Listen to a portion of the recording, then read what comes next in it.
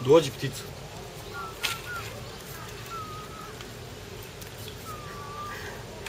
Ovo su naši nanduji, najmlađi stanovnici zoološkog vrta. Rođeni su, jedan se ispilio 6. avgusta, a drugi 6 dana posle njega. Vi vidite sada kako ih hranimo. Ovo je jedan proteinski obrok. Sastoji se od buba, takozvanih lateralisa, evo kolega mi je pomogao. I latinski, da, i crva, s kojima ćemo ih kasnije nahraniti, brašnjeg crva, odnosno zoofobas morio. Eto, to je za ljude koji su znatižni, pošto su posetioci pitali koje se sve životinje hrane ovim insektima, pa evo, čisto da znamo, da kažemo zbog njih. Na njihovom dnevnom meniju nalazi se i žumance i belance, izrendano, preko njega stavljamo kostovit. To je jedna materija koja će im pomoći u učvršćivanju i izgradnji kostiju, s obzirom da su ovo ptice neletačice, odnosno ptice trkačice iz Južne Amerike, srodnici nojeva i emua. Oni su se ispilili u inkubatoru zoološkog vrta i trenutno nam je izazov da ove sada male ptice za jedno, da kažemo, kraće vreme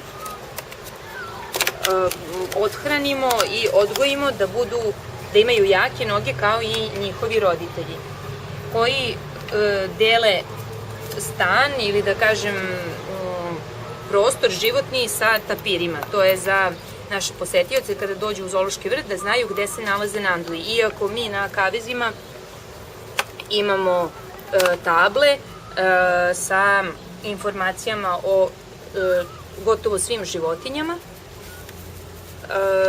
Ovo su, kažem, ptice neletačice.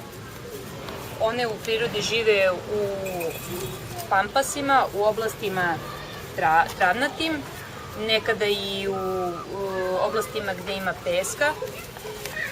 Pretežno se hrane kada su mali insektima i hranom koja je proteinskog, da kažem, koja u sebi ima puno proteina, a kako odrastaju i kada im se formira skelet i mišićni sistem, onda se njihova hrana bazira više na hrani biljnog porekla, raznim travama, salatama, povrću i voću, što mi njima postepeno uvodimo, kao što možete videti u ovoj koncentrovanoj hrani, gde ima i šargarepe, ono što može da se vidi, ima takođe mesa kuvanog, mlevenog i mesa ovog, da kažemo, živog, u vidu crva i buba koje najradije i je. One, sve te ženke, snesu jaja u jedno gnezdo i otac leži na tim jajima i nakon inkubacije, kada se pilići izlegnu, otac preuzima dalju brigu za njih, uči ih svakodnevno da traže po tim travnatim oblastima insekte i prvih 8 nedelja je uz njih. Tu bude i do 30 mladih, nekada i više. I posle toga oni počinju samostalan život da vode i da se hrane, imitirajući verovatno odrasle predstavnike svoga roda.